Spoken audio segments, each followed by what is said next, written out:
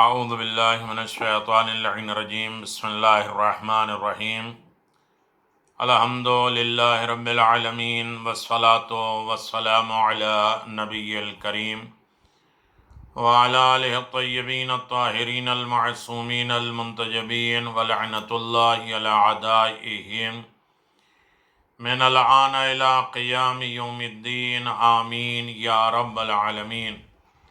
اما بعد فقد قال اللہ تبارک و تعالی فی قرآن مجید بسم اللہ الرحمن الرحیم ان اللہ و ملائکتہ یصلون علی النبی یا ایھا الذین آمنوا صلوا علیہ وسلموا تسلیما الذین یؤذون اللہ ورسولہ لعنہم اللہ فی الدنیا والآخرہ وعد لهم عذابا مہینا۔ صلی اللہ علی نبی الکریم وعلی آلہ الطیبین الطاہرین المعصومین المنتجبین ولعنۃ اللہ علی اعدائہم اجمعین۔ اما بعد فقد قال اللہ تبارک و تعالی فی قرآن المجید بسم اللہ الرحمن الرحیم قل هو اللہ احد اللہ الصمد لم یلد ولم یولد ولم یکن له کفوا احد۔ صدق اللہ العلی العظیم وصدق رسولہ النبی الکریم۔ سامعین گرامی قدر، دین کی جڑ اور شاخیں، اصول دین اور فروع دین کہ ہماری یہ 42ویں نشست ہے 42، جس میں توحید الہی، عدل پروردگار، نبوت اور نبوت کی ضرورت، نبوت کے شعبے، نبوت کی پہچان اور نبوت کے نتیجے اور اثرات اور فائدے، ان تمام چیزوں پہ گفتگو جاری و ساری ہے۔ ہر زمانے ہر دور کے لیے اللہ نے ہادی کا انتظام کیا ہے۔ اس میں ایک جناب ادریس علیہ السلام، حضرت ادریس جناب نوح علیہ السلام کے پردادا تھے، اور جناب ادریس کی ولادت جناب آدم کے وفات کے 100 سال بعد ہوئی۔ آپ حضرت شیس علیہ السلام کے پرپوتے تھے، اور حضرت ادریس پہلے انسان تھے جنہوں نے دنیا کو تحریر اور خطاطی یعنی لکھنا اور پڑھنے کا علم سکھایا، ہتھیار بنایا، یعنی قلم بنایا، لکھنے کے طریقے بتائے۔ بنانے والے بھی انسان آپ ہی ہیں، اور آپ ہی نے سب سے پہلے ترازو اور اوزان یعنی وزن کرنے کا طریقہ اور ترازو بنایا۔ آپ ہی نے سب سے پہلے نظام شمسی کی وضاحت کی کہ سورج کا نظام کیا ہے اور نماز کے اوقات کیا ہے، اور سورج کی تعین، اس کی ساعتوں کا تعین کرنے کی وضاحت کی۔ لوگوں کو رب العالمین یعنی حضرت اللہ تبارک و تعالیٰ کی ہدایت کی، عبادت کی ہدایت دی۔ حضرت امام صادق علیہ السلام سے روایت ہے کہ حضرت ادریس کوفے کی مسجد میں بیٹھ کر، یعنی سہلا میں، جو کوفہ میں جو سہلا مسجد ہے، اس مسجد میں بیٹھ کے کپڑے سیتے تھے اور وہیں عبادت کرتے تھے۔ روایت ہے کہ حضرت ادریس کے دور میں ایک ظالم بادشاہ کی حکومت تھی۔ ایک دن جب بادشاہ سیر کو نکلا تو اس کا گزر ایک خوبصورت باغ سے ہوا۔ باغ کو اس کی حد پسند آیا، بے حد پسند آیا۔ اس نے باغ کے مالک کو بلایا اور باغ خریدنے کی خواہش ظاہر کی، لیکن مالک نے باغ بیچنے سے انکار کر دیا۔ بادشاہ طیش میں آ گیا، اور ملکہ بھی بہت بدطینت عورت تھی، اور اس نے بادشاہ کو مشورہ دیا کہ وہ لوگوں سے کہے کہ وہ گواہ رہیں کہ یہ شخص باغی ہے اور بغاوت کی سزا موت ہوتی ہے، لہذا لوگوں سے اس کو قتل کرنے کو کہا جائے۔ بادشاہ نے ملکہ کے مشورے پر عمل کیا اور باغ کے مالک کو قتل کرنے کے بعد باغ پر قبضہ کر لیا۔ باغ کے مالک کے اہل و عیال بے گھر ہو گئے۔ اللہ نے حضرت ادریس کو حکم دیا کہ وہ بادشاہ کو تنبیہ کرے، متوجہ کرے، اور اس جرم کی سزا سے اس کو آگاہ کرے۔ بادشاہ نے حضرت ادریس کی بات نہیں مانی اور انہیں لوٹ جانے کو کہا اور دھمکی دی، اگر وہ اپنی بات پر بضد ہیں تو انہیں قتل کر دیا جائے گا۔ ملکہ نے حضرت ادریس کو قتل کرنے کے لیے آدمی بھیجے۔ حضرت کسی غار میں جا چھپے اور اللہ سے بادشاہ ظالم کی سزا دینے کو دعا کی۔ بادشاہ کا تخت الٹ گیا اور اس کی رعایا بھی مصیبت میں مبتلا ہو گئی، کیونکہ بارش نہیں ہوئی۔ 20 سال تک لوگ مصیبت میں مبتلا رہے، تب لوگوں نے اللہ سے دعا کی اور اپنے گناہوں کی توبہ کی، اور اللہ نے توبہ قبول کی اور ابر برسایا، بارش کے لیے بادل بھیجا، ادریس بھی اپنے شہر لوٹ آئے۔ حضرت ادریس علیہ السلام اپنی کثرت عبادت کیا کرتے تھے کہ فرشتے بھی تعجب کرتے تھے۔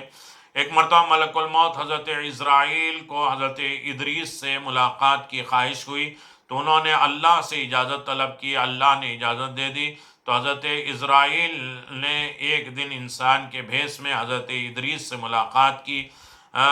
تو حضرت ادریس نے حضرت عزرائیل سے ان کے روح قبض کرنے کی درخواست کی، کیونکہ آج موت کا ذائقہ چکھنا چاہتے تھے۔ حضرت عزرائیل نے روح قبض کی، لیکن بعد میں روح واپس کر دی، اور حضرت ادریس نے جنت اور جہنم دیکھنے کی خواہش کی۔ اللہ تعالیٰ نے ان کو اجازت دے دی، اور جنت کی سیر کرتے وقت آپ نے چند قدم جنت میں قیام کی خواہش ظاہر کی، تو اللہ کی یہ خواہش بھی پوری، اللہ نے یہ خواہش بھی پوری کی، اور حضرت ادریس آج بھی زندہ ہیں۔ یہ نبی کا سلسلہ ہے، اور اللہ نے ایسی نبوت کا انتظام کیا۔ مثلا ایک نبی صالح، اللہ تعالیٰ نے حضرت صالح کو قوم ثمود کے لیے نبی بنایا، اور ثمود کے لوگ پہاڑوں میں بڑی بڑی چٹانیں تراش کر اپنے گھر بناتے تھے اور بتوں کی پوجا کرتے تھے، اور ہر سال وہ کسی پہاڑی میں قربانی دیا کرتے تھے۔ جناب صالح نے ان لوگوں کو بتوں اور پہاڑوں کو پوجنے سے منع کیا تو صرف اللہ کی عبادت کرنے کی ہدایت کی، تو لوگوں نے کہا کہ وہ صالح کی ہدایت پر عمل کرنے کو تیار ہیں اگر صالح پہاڑوں کے بیچ سے ایک اونٹنی اور بچہ کے ساتھ نمودار کرنے میں کامیاب ہو جاتے ہیں، یہ معجزہ دکھاتے ہیں۔ تو اللہ نے پہاڑوں سے ایک اونٹنی اور اس کے بچے کے ساتھ بھیجی۔ لوگوں سے کہا گیا کہ ایک دن اونٹنی نہر کے کنارے پانی پیے گی اور لوگ دوسرے کنارے پانی پئیں گے۔ جس وقت اونٹنی پانی پیے گی اس دن اہل ثمود کے لیے اتنا دودھ دے گی جتنے دودھ کی وہ خواہش رکھتے ہیں۔ اہل ثمود نے کبھی ایسا کوئی اونٹ نہیں دیکھا تھا جو ہر دوسرے دن نہر کا پورا پانی پی جائے، اور اس کے باوجود بھی انہوں نے بتوں کی پوجا نہیں چھوڑی۔ حضرت صالح نے اہل ثمود کو تنبیہ کی، متوجہ کیا، اور وہ اونٹنی کو تکلیف نہ پہنچائیں، اگر پہنچائیں گے تو اللہ انہیں عذاب دے گا۔ لیکن غرور اور تکبر کے باعث انہوں نے اونٹنی کو ہلاک کر دیا۔ اللہ نے آسمان سے بجلی گرائی اور زلزلہ نازل ہوا، ثمود کے تمام لوگ ہلاک ہو گئے، صرف حضرت صالح اور ان کے بعد اصحاب بچ گئے۔ یہ جناب صالح کا واقعہ ہے۔ اور اس کے بعد جناب ایوب علیہ السلام کی زندگی آپ دیکھ لیں، ہر نبی کا دور اور ہر نبی کی زندگی، اور اللہ نے ہادی اور رہبر کا انتظام کیا۔ حضرت ایوب علیہ السلام حضرت ابراہیم علیہ السلام کے فرزند، حضرت اسحاق علیہ السلام کے پوتے، اور حضرت ایوب نہایت دولت مند تھے۔ آپ کا عقد حضرت یوسف علیہ السلام کی پوتی سے ہوا تھا۔ اللہ تعالیٰ نے حضرت ایوب کے بے انتہا رحمتوں سے نوازا۔ آپ بہت بڑے زمیندار تھے، اور آپ کے پاس بے شمار بھیڑیں، بکریاں اور اونٹ، گائے، بھینس تھی۔ آپ کے کئی اولادیں تھیں، اور قوم میں آپ کی بڑی عزت تھی، معزز شخصیتوں میں شمار ہوتے تھے۔ حضرت ایوب علیہ السلام نہایت رحم دل تھے۔ آپ اپنی دولت یتیموں پر خرچ کیا کرتے تھے، غریبوں کی دستگیری فرماتے تھے، اور تمام لوگ خصوصیت سے اپنے رشتہ داروں کی ضرورت کا پورا خیال کر رکھتے تھے، اور کسی سے صلہ رحمی سے پیش آتے، اور اپنی انتہا دولت کے باوجود حضرت ایوب علیہ السلام ہر وقت اللہ کا شکر ادا کرتے تھے۔ اللہ تعالیٰ کو حضرت ایوب کے صبر اور ایمان پر پورا اعتماد تھا۔ اس کے باوجود بھی اللہ تعالیٰ نے حضرت ایوب کو آزمانے اور امتحان کا فیصلہ کیا تاکہ بنی نوع آدم کو سبق حاصل ہو سکے۔ حضرت ایوب کو بے حد نقصان ہوا اور دولت چلی گئی، اولاد کا سکھ بھی چلا گیا۔ حضرت ایوب کو مصائب میں مبتلا کیا گیا۔ لوگ کہنے لگے یقیناً حضرت ایوب سے کوئی ایسا گناہ سرزد ہوا جس کی سزا اللہ تعالیٰ ان کی طرف دے رہا ہے۔ آپ ایک عجیب مرض میں مبتلا ہو گئے۔ لوگ حضرت ایوب سے دور ہونے لگے۔ ایک دن لوگوں نے حضرت آپ کو برادری سے نکال کر باہر کرنے کا فیصلہ کیا اور حضرت ایوب کو اپنے وطن سے نکال دیا۔ حضرت ایوب جنگل میں زندگی بسر کرنے لگے۔ آپ کا وقت صرف اللہ کی عبادت میں گزرتا رہا۔ آپ کا کوئی ساتھی نہ تھا، صرف بیوی رحیمہ ساتھ تھی جو لوگوں کے گھروں میں کام کاج کر کے دونوں کا پیٹ پالا کرتی تھی۔ ایک دن شیطان انسان کی بھیس میں رحیمہ کے پاس آیا اور کہا کہ میں آپ کے شوہر حضرت ایوب کے مرض کا علاج جانتا ہوں۔ جب رحیمہ نے علاج دریافت کیا تو شیطان نے کہا ایک بھیڑ اللہ کے نام کے بجائے اس شیطان کا نام لے کر ذبح کر دے ایک بھیڑ کو، اور اس نے دعویٰ کیا اس بھیڑ کا گوشت حضرت ایوب کو تندرست کر دے گا۔ گھر لوٹ کر رحیمہ نے حضرت ایوب کو علاج کا یہ طریقہ بتایا تو حضرت ایوب سمجھ گئے کہ کیا ہوا، اور آپ نے رحیمہ سے پوچھا کہ کیا میرے رب کے دشمن تجھے بہکایا، اور افسوس ہے کہ تجھ پر یاد کر کے ہم نے کتنے سال اللہ کی رحمتوں اور عنایتوں کے باعث خوشحال زندگی بسر کی، اور اس حال میں کتنے سال سے ہیں؟ رحیمہ نے کہا 7 سال۔ حضرت ایوب نے کہا تو پھر کیوں اتنے ہی دن کے جتنے دن ہم نے ہنسی خوشی زندگی بسر کی تھی یہ مصائب جھیلیں؟ قسم ہے او خدا کی، اگر ان مصائب سے مجھے نجات مل گئی تو ایسا مشورہ دینے کے لیے میں تجھے 100 کوڑے ماروں گا۔ اور پھر آپ رحمہ کو نظر سے دور ہو جانے اور انہیں تنہا چھوڑ جانے کو کہا۔ حضرت ایوب نے پھر اللہ سے شکایت کی، اور اس طرح شیطان آپ کو صراط مستقیم سے ہٹانے کی کوشش کر رہا ہے۔ وَأَيُّوبَ إِذْ نَادَى رَبُّهُ أَنِّي مَسَّنِيَ الضُّرُّ وَأَنْتَ أَرْحَمُ الرَّاحِمِينَ فَاسْتَجَبْنَا لَهُ فَكَشَفْنَا مَا بِهِ مِنْ ضُرٍّ وَآتَيْنَا أَهْلَهُ وَمِثْلَهُمْ مَعَهُمْ رَحْمَةً مِنْ عِنْدِنَا وَذِكْرًا لِلْعَالَمِينَ۔ اے رسول ایوب کا قصہ یاد کرو جب انہوں نے اپنے پروردگار سے دعا کی کہ خداوند عالم بیماری میرے پیچھے لگ گئی، اور تو سب رحم کرنے والا ہے بڑھ کر، اور تو ہم نے ان کی دعا قبول کی، اور تو ہم نے ان کا جو کچھ در تھا دور کر دیا، انہیں ان کے لڑکے بالے بلکہ ان کے ساتھ اتنی ہی بھی محض اپنی خاص مہربانی اور عبادت کرنے والوں کی عبرت کے واسطے سب کچھ ادا کر دیا۔ سورہ انبیاء 21 نمبر آیت نمبر 83-84۔ اللہ تعالیٰ نے حضرت ایوب کی دعا قبول فرمائی اور آپ کو تمام مصیبتوں سے نجات دے دی۔ وَهَبْنَا لَهُ أَهْلَهُ وَمِثْلَهُمْ مَعَهُمْ رَحْمَةً مِنَّا وَذِكْرًا لِأُولِي الْأَلْبَابِ وَخُذْ بِيَدِكَ ضِغْثًا فَاضْرِبْ بِهِ لَا تَحْنَثْ إِنَّا وَجَدْنَا صَابِرًا نِعْمَ الْعَبْدُ إِنَّهُ أَوَّابٌ۔ خداوند عالم، اے ایوب تمہارے نہانے اور پینے کے واسطے یہ ٹھنڈا پانی حاضر ہے۔ ہم نے ان کو اور ان کے لڑکے بالے اور ان کے ساتھ اتنی ہی اپنی خاص مہربانی عطا فرمائی، عقل مندوں کے لیے عبرت و نصیحت قرار دی۔ ہم نے کہا کہ اے ایوب تم اپنے ہاتھ سے سیکوں کا ایک جھنڈ بناؤ اور اپنی بیوی کو مارو، اپنی قسم میں جھوٹے نہ بنو۔ ہم نے ایوب کو یقیناً صابر پایا، اور کیا اچھے بندے تھے، بے شک وہ ہمارے بارگاہ میں بڑے جھکنے والے تھے۔ سورہ سعد سورہ نمبر 38 آیت نمبر 42 43 44۔ حضرت ایوب علیہ السلام نے زمین پر پاؤں مارا اور ایک چشمہ پھوٹا پڑا اور اس چشمے کے پانی سے غسل کیا۔ حضرت ایوب کا مرض جاتا رہا اور آپ مکمل صحت یاب ہو گئے۔ جب رحیمہ گھر واپس آئیں تو آپ نے حضرت ایوب کو تندرست پایا۔ حضرت ایوب بھی رحیمہ کی واپسی پر بے حد خوش ہوئے، اور چند دنوں بعد آپ کو اپنی قسم یاد آئی۔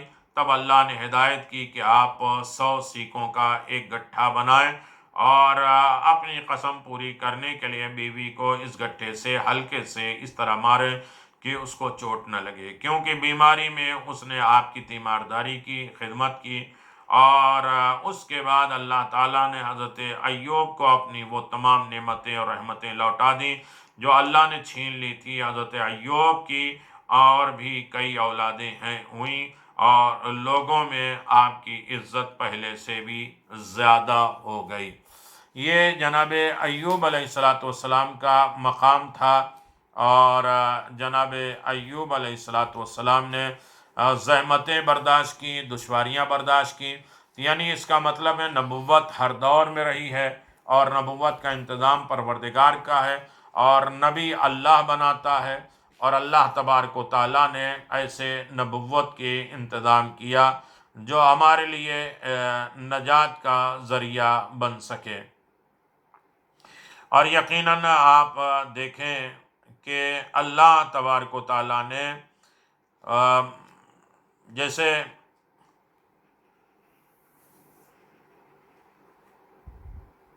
اللہ رب العزت نے بنی نوع انسان کی رہنما کا انتظام کیا۔ انسان فطری طور پہ سارا مزاج رکھتا ہے، وہ خود سے بھلے برے کی تمیز نہیں کر سکتا۔ انسان اپنے خالق اللہ کو ٹھیک طور پہ نہیں پہچانتا۔ اگر انسان کو اس کے حال پہ چھوڑ دیا جائے تو وہ اپنے لیے مناسب قاعدہ قانون نہیں بنا سکتا، وہ زندگی کے صحیح اور بہتر راستے کو نہیں پہچان سکتا۔ ایک انسان دوسرے انسان کی ہمدردی تک نہیں کرتا، وہ آخرت سے بالکل بے خبر ہوتا ہے۔ انسان نہیں جانتا کہ اس دنیا اور دوسری دنیا اور آخرت میں اچھا پھل پانے کے لیے اس کو کیا کرنا چاہیے۔ انسان کو زندگی کا سیدھا اور بہتر راستہ بتانے کے لیے ہادی اور رہبر کی ضرورت ہوتی ہے، لہذا اللہ تعالیٰ نے انسان کی رہنمائی اور ہدایت کے لیے پیغمبر بھیجے، اور پیغمبروں نے ہمیشہ انسان کو سیدھا راستہ بتایا۔ پیغمبروں نے انسان کو زندگی کے اعلیٰ اور بلند معیار کی تعلیم دی، اور خدائے وحدہ لا شریک کی عبادت کا طریقہ بتایا۔ پیغمبروں نے اعلیٰ اقدار بہترین ضابط اخلاق کے بیج بوئے۔ پیغمبروں نے خدائے وحدہ لا شریک کے عبادت قائم کی، اور لوگوں میں بھائی چارگی پیدا کی، اور بنی نوع انسان کو بہتر مہذب زندگی دی۔ اور پیغمبروں کی تعلیم کا نتیجہ ہے کہ آج ہم اس دنیا میں بہتر زندگی بسر کر سکتے ہیں، آخرت میں اچھا پھل پا سکتے ہیں، اور پیغمبر ہمیشہ لوگوں کو اللہ کی اور نیکی کی طرف بلاتے ہیں۔ یعنی نبوت کی ضرورت ہے، اور نبوت کے سلسلے میں کیسے کیسے اللہ تبارک و تعالیٰ نے نبی اور ہادی ہمیں عطا فرمایا۔ جناب یونس علیہ السلام اللہ تعالیٰ نے شہر نینوا کے لوگوں کی ہدایت اور رہنمائی کے لیے حضرت یونس علیہ السلام کو منتخب فرمایا۔ حضرت یونس نینوا کے لوگوں کو وحدہ لا شریک لہو پر ایمان لانے اور نیک اعمال کرنے کے لیے کہتے تھے، لیکن نینوا کے لوگ بڑی ہی ضدی اور ہٹ دھرم تھے۔ جب حضرت یونس ان سے اللہ پر ایمان لانے اور نیک کام کرنے کے لیے کہتے تو وہ ہنستے اور حضرت یونس کا مذاق اڑاتے۔ حضرت یونس اپنی امت سے عاجز آ گیا، اور ایک دن اللہ آپ نے ترک وطن کو فیصلہ کیا، سمندر کے ساحل پر گئے، اور وہاں آپ ایک کشتی پر سوار ہوئے۔ چند دن بعد سمندر میں طوفان آیا، حضرت نوح کی کشتی جھلکولے لینے لگی۔ کشتی کے دوسرے مسافروں نے جب دیکھا کہ ان کی کشتی پر وزن زیادہ ہو گیا اور وہ ڈوبنے لگی، تو انہوں نے وزن کم کرنے کے لیے ایک شخص کو سمندر میں پھینکنے کا فیصلہ کیا۔ کشتی کے مسافروں نے قرآن اندازی کے ذریعے اس شخص کا منتخب کرنے کا فیصلہ کیا۔ قرآن حضرت یونس کے نام کا نکلا، اور لوگوں نے آپ کو سمندر میں پھینک دیا۔ جناب یونس علیہ السلام کو سمندر میں ڈال دیا گیا، اور جناب اللہ نے حضرت یونس کو بچانے کے لیے ایک بہت بڑی مچھلی بھیجی، اور جس نے آپ کو نگل لیا، آپ مچھلی کے پیٹ میں رہنے لگے۔ تب آپ کو احساس ہوا کہ نینوا کے لوگوں کو چھوڑ کر کہیں اور جانا مناسب نہیں تھا۔ آپ نے اللہ تعالیٰ سے معافی مانگی اور کہا لا الہ الا انت سبحانک انی کنت من الظالمین۔ سورہ انبیاء 21 نمبر کا سورہ 87۔ اللہ نے حضرت یونس کی توبہ قبول کر لی اور آپ کو معاف کر دیا۔ اللہ کے حکم سے مچھلی نے جناب یونس کو سمندر کے کنارے اگل دیا۔ چند دن آرام کے بعد آپ اپنے شہر نینوا واپس آ گئے اور لوگوں میں تبلیغ کا کام شروع کر دیا۔ حضرت داؤد علیہ السلام جناب موسیٰ علیہ السلام اور بنی اسرائیل کو فرعون کے چنگل سے بچا کر بحفاظت فلسطین لے آئے تھے، لیکن فلسطین میں بنی اسرائیل کو فلسطینیوں سے جنگ لڑنی پڑی، اور آخر جنگ کے دوران بنی اسرائیل کا وہ صندوق گم ہو گیا جس میں ان کے مقدس کتاب توریت اور اس کے اوراق محفوظ تھے۔ فلسطینیوں نے انہیں مارا بھگا دیا اور وطن سے بے وطن کر دیا۔ بنی اسرائیل برسوں بے وطن اور بے گھر رہے۔ آخر میں وہ جناب شمعون کے پاس گئے اور درخواست کی کہ وہ ان کے لیے ایک طاقتور بادشاہ مقرر کرے تاکہ وہ بنی اسرائیل اپنا کھویا ہوا وطن حاصل کر سکیں۔ حضرت شمعون نے طالوت کو بنی اسرائیل کا بادشاہ مقرر کیا، لیکن بنی اسرائیل کو آپ کا یہ تقرر پسند نہیں آیا۔ بنی اسرائیل نے کہا کہ طالوت ایک غریب اور گمنام آدمی ہے، ان پر بادشاہت کیسے کر سکتے ہیں؟ حضرت شمعون نے کہا کہ طالوت ان کے علم و تدبر اور طاقت کی بنیاد پر بادشاہت کے لیے منتخب کیے گئے ہیں۔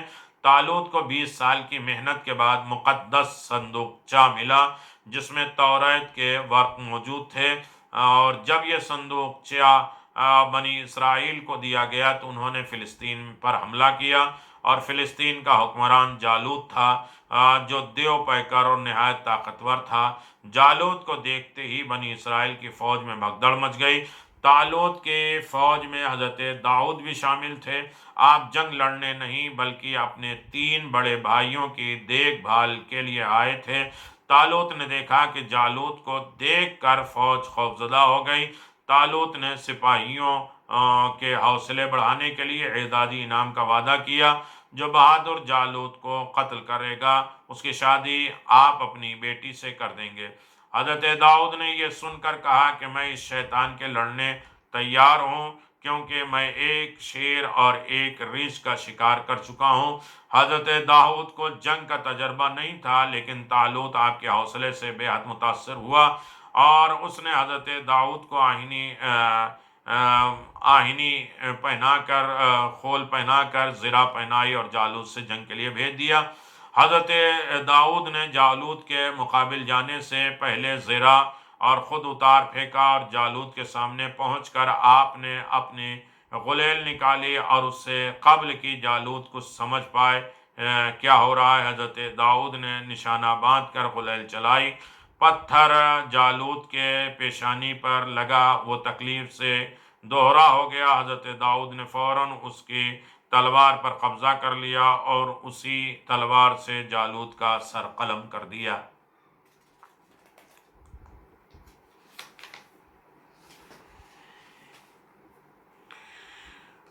قلم کر دیا۔ جالوت کے قتل سے اس کی فوج میں خوفزدہ ہو گئی، بھاگ کھڑی ہوئی۔ حضرت داؤد علیہ السلام کا عقد طالوت کی بیٹی میکال سے ہوا، اور آپ طالوت کی فوج کے سپہ سالار بنائے گئے، اور طالوت کی موت کے بعد آپ فلسطین کے بادشاہ ہوئے۔ اللہ نے حضرت داؤد کو بہت ہی اچھی آواز دی تھی۔ جب آپ زبور پڑھتے تھے تو درند چرند پرند آپ کے گرد جمع ہو جاتے تھے، اور اللہ نے آپ کے ہاتھوں میں معجزہ دیا تھا۔ آپ لوہے کو ہاتھ لگاتے تو لوہا موم ہو جاتا، آپ آسانی سے اسلحہ بناتے، اسلحہ کو فروخت ہی آپ کی آمدنی کا ذریعہ تھا۔ یقیناً آپ نے داؤد کو اپنی رحمت سے نوازا۔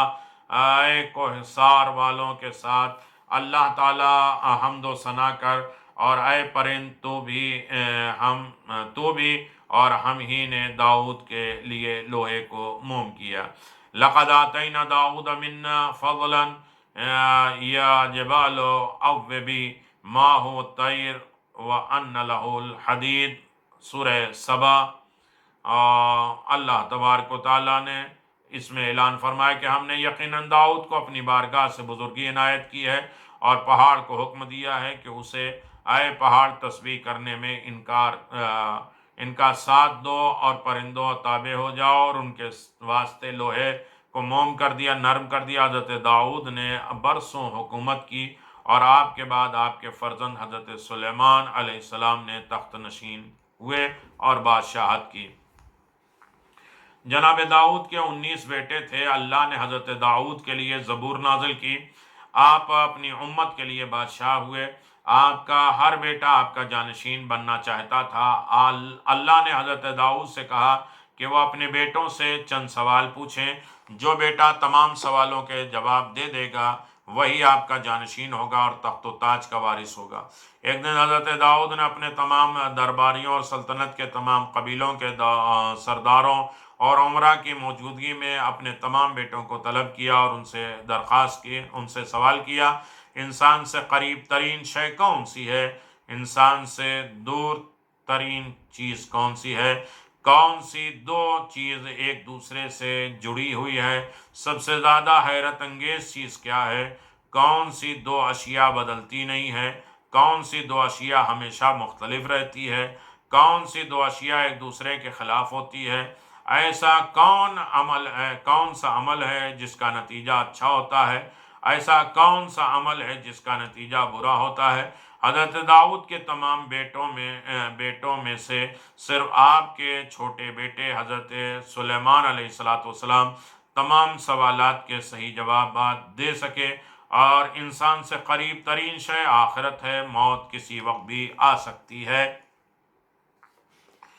और आप देखें कि इंसान से दूर तरीन वो वक्त है जो बैत बीत गया है, ख़त्म हो गया। वो अशिया जो एक दूसरे से जुड़ी हुई हैं वो जिस्म और रूह है। सबसे हैरत ज़दा शय लाश बेरूह जिस्म है। वो अशिया जो नहीं बदलती वो आसमान और ज़मीन है। वो अशिया जो हमेशा मुख्तलिफ रहती हैं वो दिन रात है। वो अशिया जो एक दूसरे के ख़िलाफ़ होती हैं मौत और ज़िंदगी है। वो अमल जिसका नतीजा अच्छा होता है गुस्से की हालत में सब्र है। वो अमल जिसका नतीजा बुरा होता है गुस्से की हालत में जल्दबाजी करना। हज़रत सुलेमान नबी ने अपने वालिद की वारिस करार दिए गए और बादशाह हो गए। तो इस तरह अल्लाह ने हमारे लिए नबियों का इंतज़ाम किया और उसमें नबियों का सिलसिला अल्लाह तबारक व तआला ने इसी तरह जारी व सारी रखा। यकीनन उसके बाद सारे नबियों का ज़िक्र कहाँ हम कर सकते हैं। और इस तरह से एक छोटा सा ज़िक्र, बच्चा बोल पड़ा। हज़रत ईसा अलैहिस्सलाम, इमरान एक भले आदमी थे। आपकी बीवी का नाम हन्ना था और हन्ना अल्लाह से वादा किया कि जब उसके यहाँ बच्चा होगा तो उस बच्चे को अल्लाह की खिदमत के लिए वक्फ कर देंगे। आपने अल्लाह से दुआ मांगी कि अल्लाह आपके बच्चे को शैतान के शर से महफूज रखे। और जब आपके यहाँ बेटी पैदा हुई तो आपने अपनी बेटी का नाम मरियम रखा। हन्ना अपने वादे को पूरा करने के लिए यरूशलेम चले गए और जहाँ उन्होंने हज़रत मरियम को हज़रत ज़करिया के सुपुर्द कर दिया। हज़रत मरियम अभी कमसिन थी। एक दिन आपके कमरे में एक फ़रिश्ता आया और फ़रिश्ते ने जनाब मरियम से कहा वह अनकरीब एक बेटे को जन्म देंगी जो ईसा इब्ने मरियम कहलाएगा। फ़रिश्ते ने आपसे कहा यह बेटा अल्लाह का पैगंबर होगा, आहद तिफलिही में बात करेगा। हज़रत मरियम ने फ़रिश्ते से पूछा वो माँ कैसे बनेगी जिनकी उनके बीच शादी नहीं हुई? फ़रिश्ते ने कहा आप से कहा है अल्लाह कादिर मुतलक है और कुछ भी कर सकता है। हज़रत ईसा की विलादत के बाद हज़रत मरियम बेहद परेशान हुई और शहर के लोगों को बेटे की विलादत के मुताल्लिक़ किया और कैसे बताएं।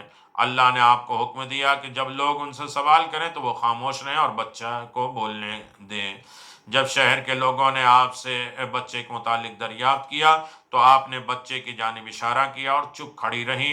हज़रत ईसा अलैहिस्सलाम ने कहा کہ انی عبداللہ وآتنی الکتاب وجعلنی نبیہ، میں اللہ کا بندہ ہوں، اللہ نے مجھے کتاب انجیل دی ہے اور مجھے نبی بنا کر بھیجا ہے۔ سورہ مریم آیت نمبر 30۔ حضرت عیسیٰ علیہ السلام بڑے ہو کر اپنی امت کے وحدہ لا شریک لہو پر ایمان لانے والے ہوئے۔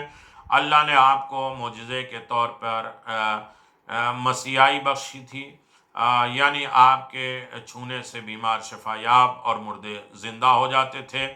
حضرت عیسیٰ علیہ السلام کے دشمن آپ کو قتل کرنا چاہتے تھے، وہ نہیں چاہتے تھے کہ حضرت عیسیٰ اللہ کا ذکر اور لوگوں کے وحدہ لا شریک لہو پر ایمان لانے اور نیک انسان بننے کی دعوت دیں۔ دشمنوں نے حضرت عیسیٰ کو قتل کرنے کے لیے ایک مضبوط منصوبہ بنایا، اور جب حضرت عیسیٰ کو دشمنی کی اس سازش کا پتہ چلا تو آپ قریبی پہاڑ کے غار میں پناہ لی، اور آپ کی اس پناہ سے آپ کے صرف قریبی اصحاب واقف تھے۔ دشمنوں نے حضرت عیسیٰ کے اصحاب میں سے ایک کو حضرت عیسیٰ کا پتہ بتانے کے لیے چاندی کے 30 سکے دیے۔ جب دشمن آپ کو گرفتار کرنے کے لیے آپ کی پناہ گاہ پہنچے تو اللہ آپ کو آسمان پر اٹھا لیا، اور دشمن سپاہیوں کو پناہ میں کوئی نہ ملا۔ لیکن اللہ نے حضرت عیسیٰ کے اس صحابی کا چہرہ آپ جیسا کر دیا، اور جس نے آپ کی پناہ گاہ کا پتہ بتایا تھا، سپاہیوں نے اس صحابی کو جو اب جناب عیسیٰ کی نقل بن گیا تھا گرفتار کر لیا، اور اللہ نے اس طرح اپنے پیغمبر کو بچا لیا۔ حضرت عیسیٰ آپ اب بھی زندہ ہیں، چوتھے آسمان پر ہیں قیامت سے قریب۔ جب 12ویں امام مہدی کا ظہور ہوگا، اس وقت حضرت عیسیٰ بھی علیہ السلام آسمان سے ظاہر ہوں گے اور ظہور فرمائیں گے، اور امام زمان عجل اللہ تعالی فرجہ الشریف کی امامت میں نماز ادا کریں گے، اور اس وقت سے امام زمان کی حکومت قائم رہے گی۔ یعنی اس کا مطلب ہے کہ ہر زمانے میں ہادی ہونا ضروری ہے، اور اللہ تبارک و تعالیٰ نے ہدایت کا انتظام کیا، نبوت کا انتظام کیا، اور نبوت کے معجزات بتائے، نبوت کے کردار اور عظمت بتائی، اور جس کو ہمیں اس کی اطاعت کرنا ہے اور اسے فالو کرنا ہے۔ انشاءاللہ گفتگو جاری و ساری ہے، اور ہم اس گفتگو کو آپ کی خدمت میں پیش کرتے رہیں گے، اور خاتم النبیین اور امامت کا سلسلہ انشاءاللہ آپ کی خدمت میں پیش کیا جائے گا۔ وآخر دعوانا الحمدللہ رب العالمین، وصلی اللہ علی نبی الکریم وعلی آلہ الطیبین الطاہرین، برحمتک یا ارحم الراحمین۔